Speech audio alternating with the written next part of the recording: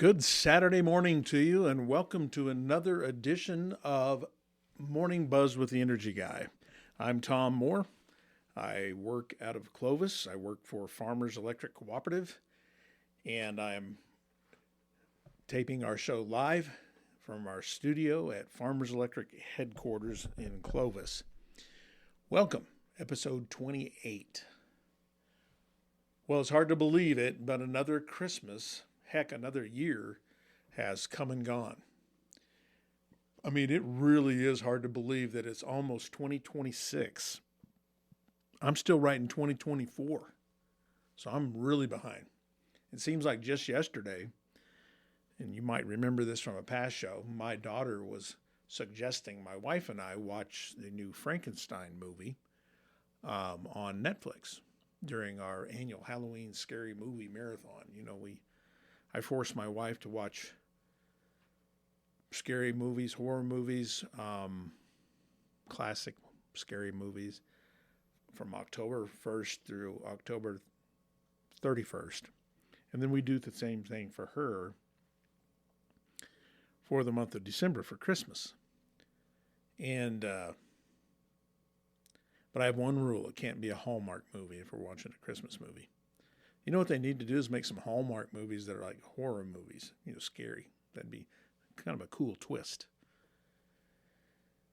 Well, fast forward after my daughter had suggested Frankenstein, because we told her we'd canceled Netflix. We weren't really felt like we were getting our money's worth, but she kept talking about Frankenstein and that Stranger Things final season 5 was going to be on, and we'd been watching all those, so we dug a little deeper, and we did find about 2 weeks ago we discovered we could get Netflix for $7.99 a month. So if you don't know that, you can, but with commercials.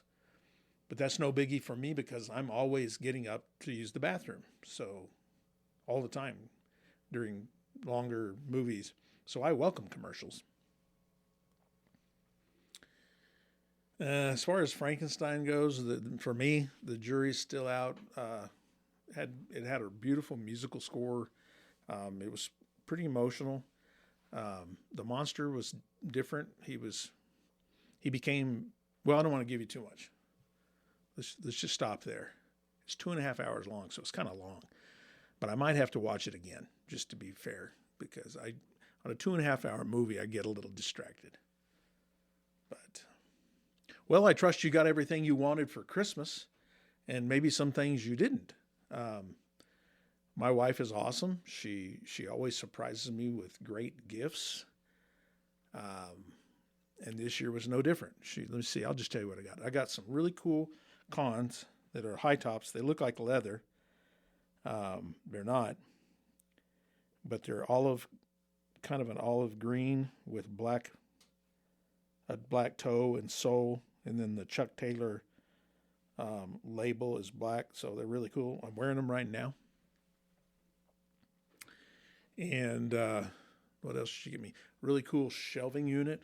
It'll hold 800 pounds, and it's stackable, but it's made out of steel.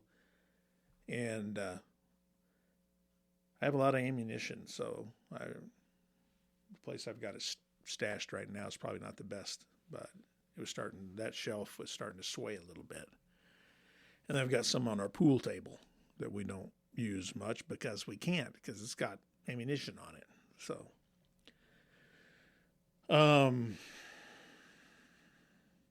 yeah, what else did she get me? Some reading glasses, and they're really cool. They're like 3 or 4 pair. I can't remember. 3 pair. And they're stylish, but they're really cool because one of them actually turns into sunglasses out in the brightness. And they're also really cool because you're supposed to be able to leave them on. Even at looking at distances, it's somehow adjust. And things don't look, too blurry or large from a distance.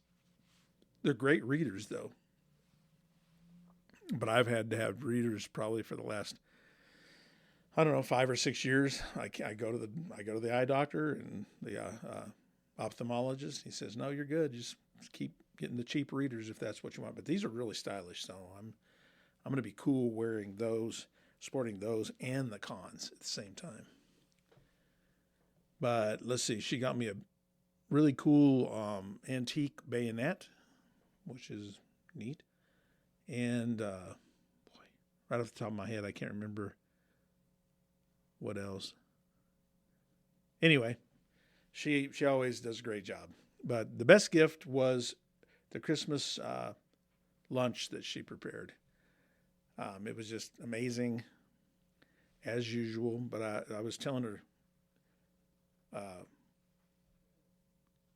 on Christmas Day, I said, "You really outdone yourself on this meal," and it was truly a blessing. So it was a great Christmas. We got to talk to our kids. We did. They're all living in Michigan, all three of them. So we were able to do some FaceTime. So that was nice. Did you get any energy efficiency gifts this year? That's a thing. Or it could be. Like for the DIYer, we talked about that last week. There's a lot of things that one could get. I'd like to, if you did, or if you didn't, I'd like to suggest some things. Seems like we're always having New Year's resolutions that don't go well. One of them for me is like weight loss, get back into shape. I think I hate to admit this, but I've had like a membership over at Planet Fitness now going on 3 years. And I haven't even been in the building. I was asking for it 3 years ago for Christmas or my birthday. And yeah, I got it.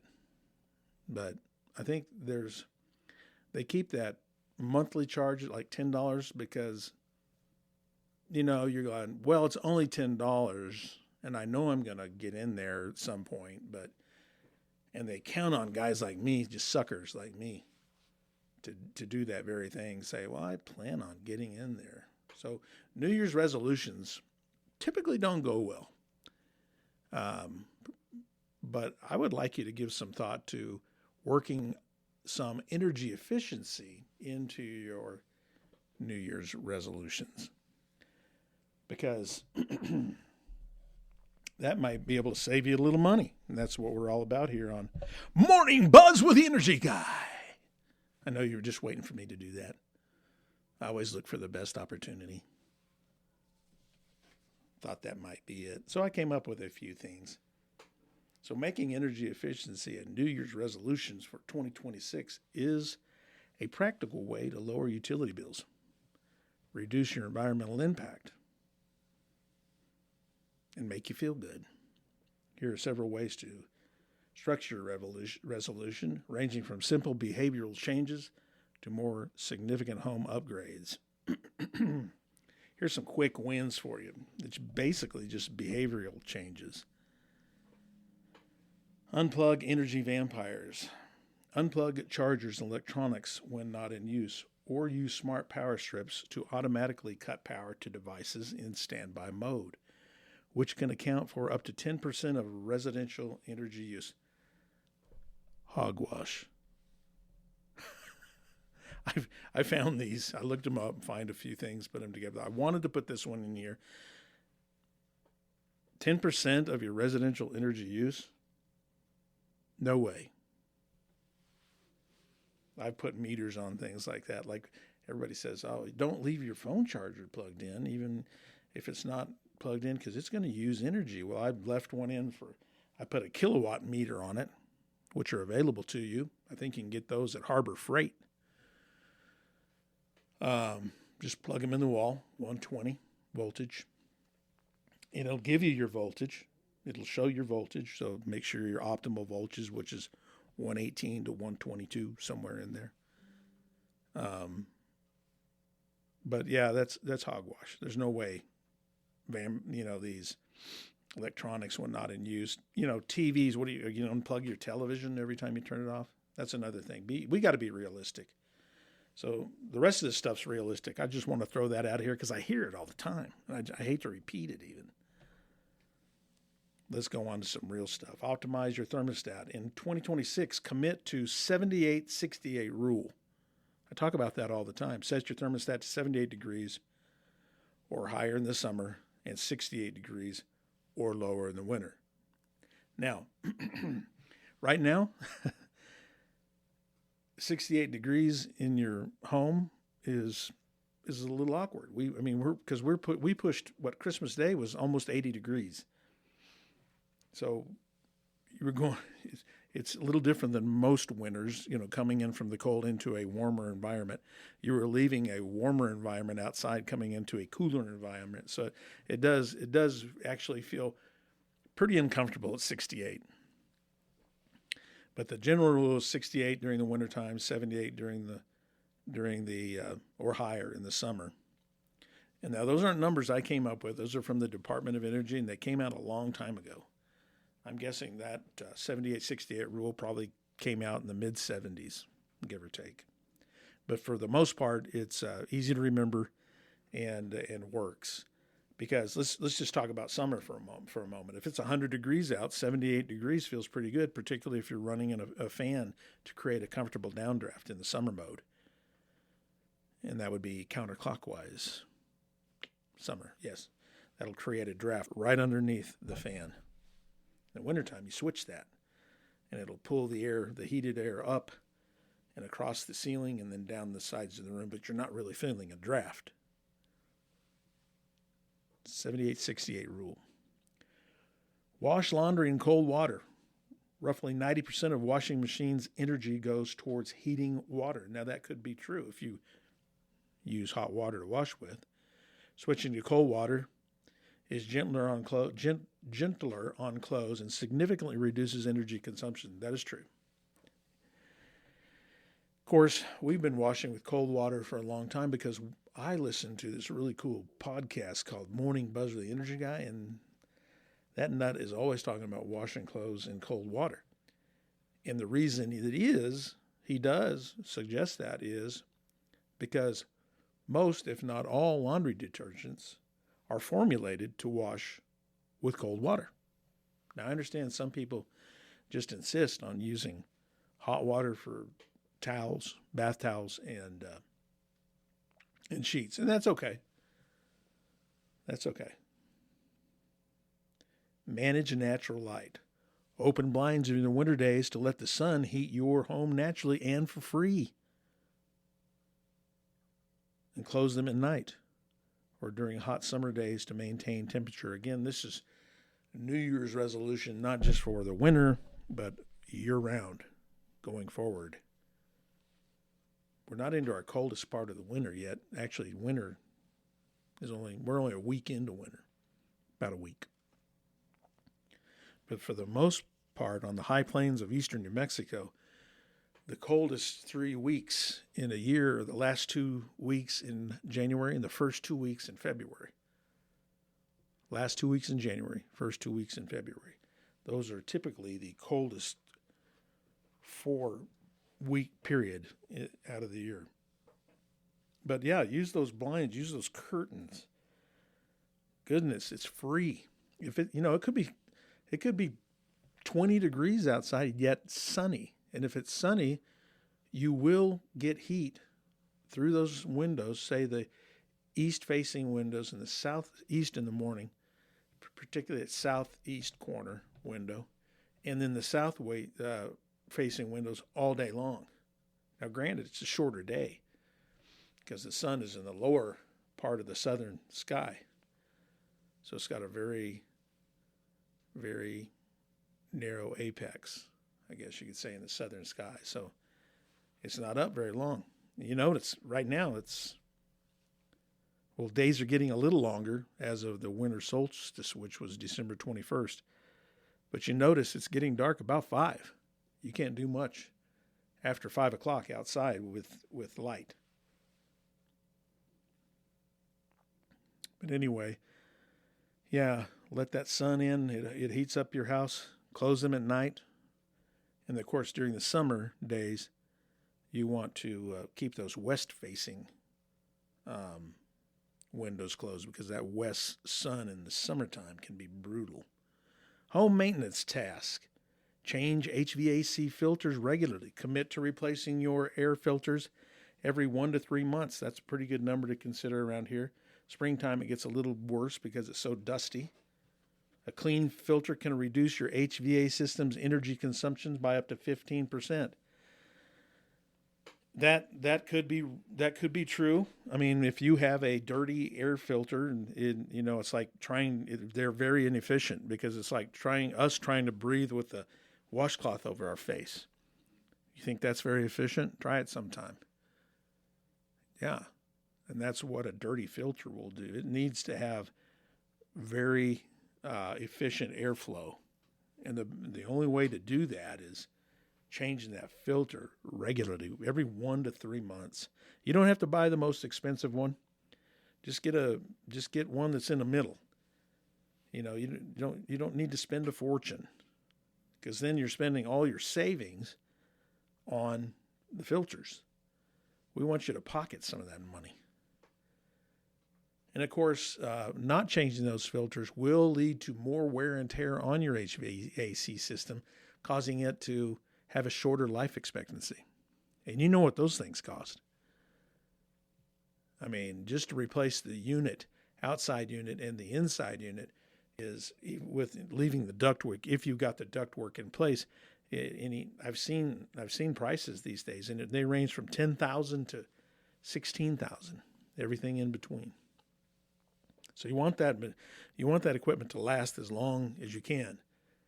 And that's one of the home maintenance tasks that you can tackle beginning this new year. Seal air leaks. Use a weekend to apply caulk or weather stripping around drafty windows and doors. Sealing these gaps can prevent up to 25% of cooled or heated air from escaping. Keep in mind that cold air and the warm air try to seek the opposite. So in the wintertime, your warmed air, your heated air, is trying to escape outside. And your cold air is trying to get inside. On windy days particularly, it will suck your conditioned air right out of your house on these windows that aren't properly sealed. So caulk is cheap. They say talk is cheap. Caulk is cheap. And you can go down and get 2 tubes of caulk, the clear silicone caulk, and just keep it around.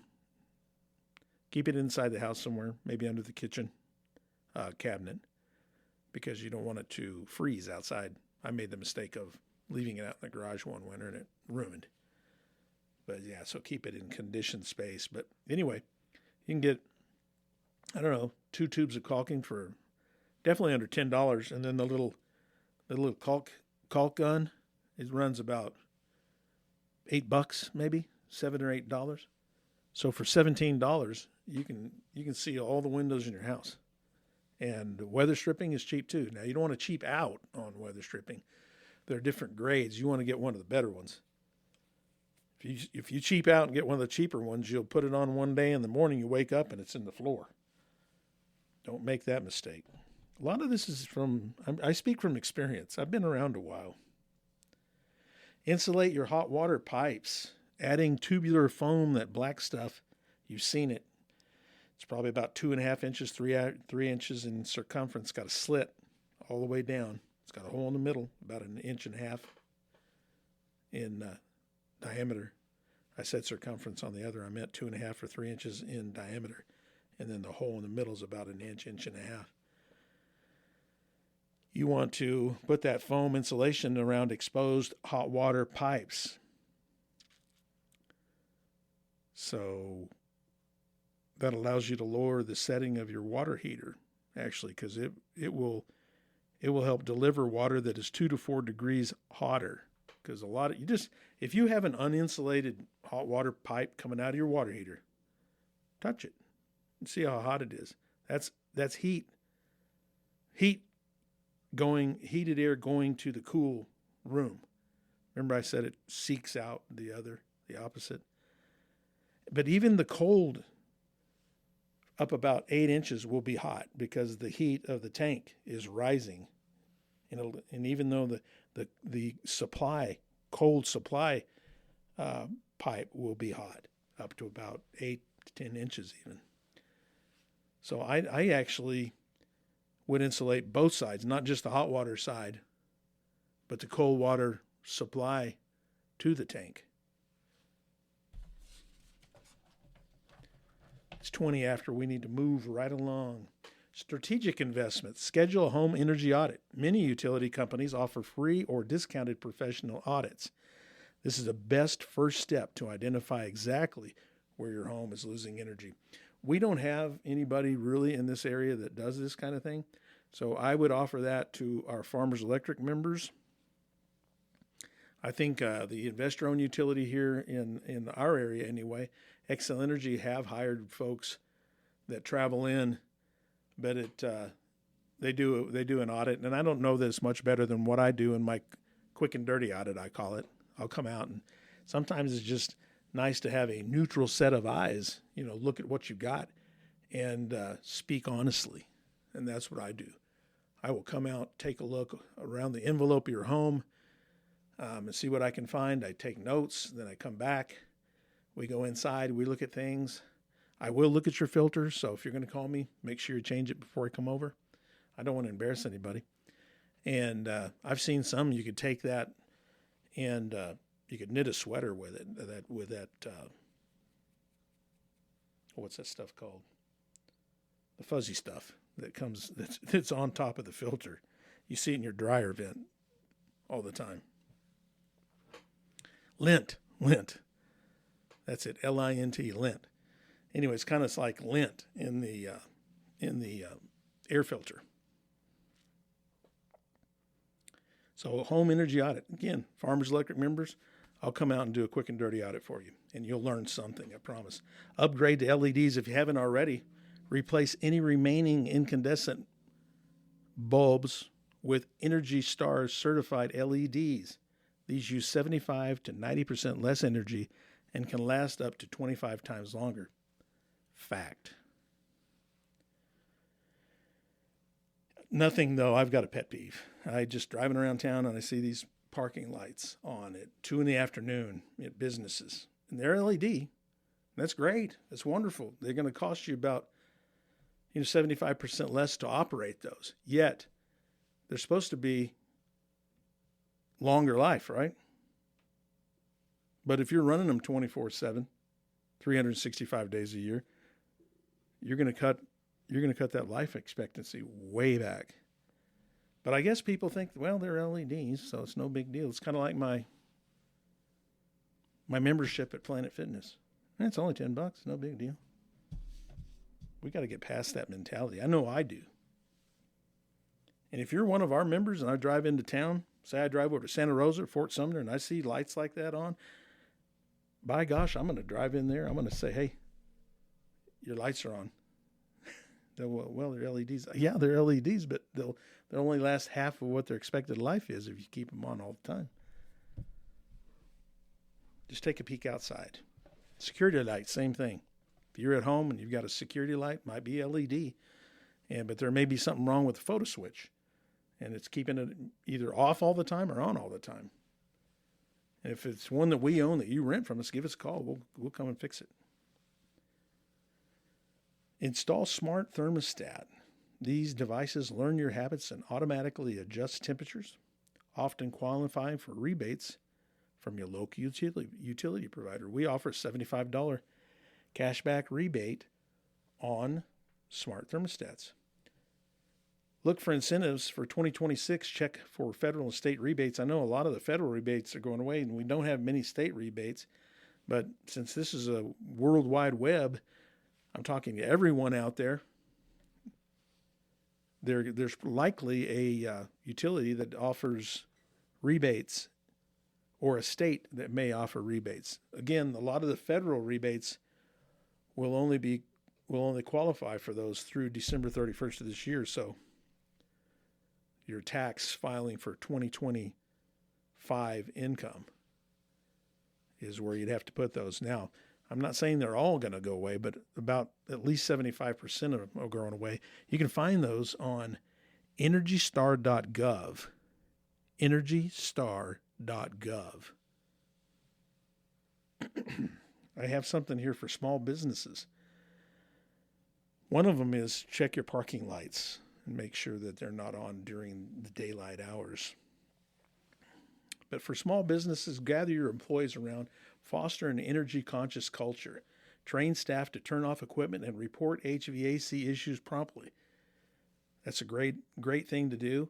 Make it fun. Make it a contest. Different departments may, who's going to save the most money? This, because a dollar saved is a dollar earned. I don't know if you've ever heard that before, but that is a fact. But make it a fun contest and have a little monetary reward. Maybe give them a day off. Install motion sensors. Again, this is for small business, even large business for that matter. Use sensors in common areas like bathrooms or break rooms to ensure lights are on only when needed. All right, New Year's resolution, folks. This is one that will work. If you've failed on countless New Year's resolutions, make this one the one that works for you. Energy efficiency as a New Year's resolution. This day in history, born on this day, December 27th, 1822, Louis Pasteur, or Louis Pasteur, I think it's Louis. He's born in 1822, French biologist known for developing the germ theory of disease and inventing the pasteurization process. You ever heard of pasteurized milk? Let's see. Born on this day in 1995, Timothy Chalamet, I think that's how to pronounce his name, French-American actor known for movies Call Me By Name, Dune, and Bones and All. Brock Purdy was born in 1999. Wow. American quarterback for the San Francisco 49ers. Mr. Irrelevant. He was the very last player selected in the 2022 NFL Draft. And for anyone that is the last player chosen in the draft, they're given the nickname Mr. Irrelevant. But he's been anything but that with the 49ers. He's had a great career so far. He has been fighting injuries lately, though.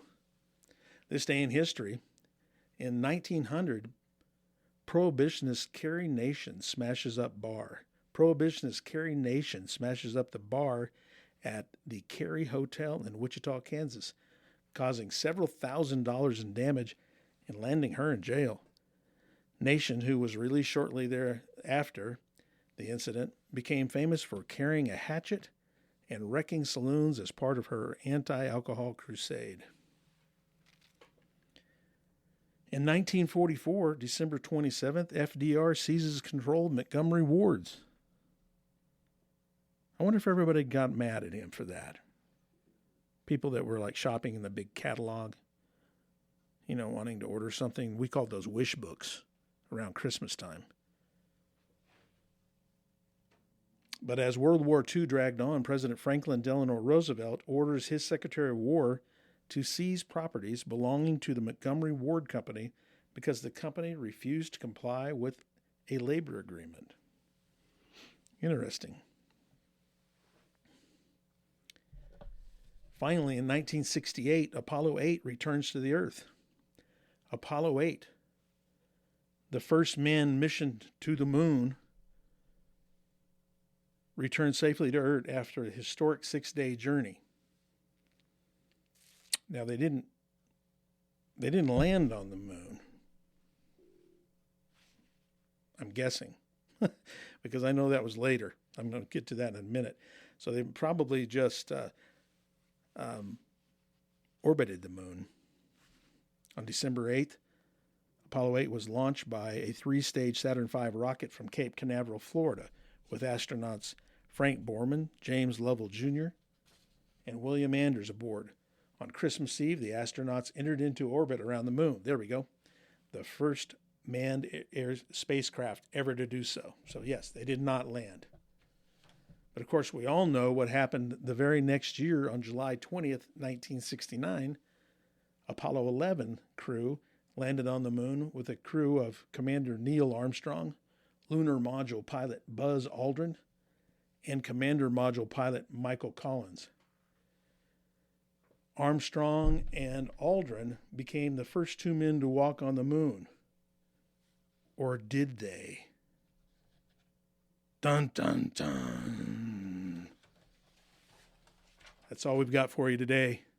Hope you enjoyed the show. And we will see you next time on Morning Buzz with the Energy Guy.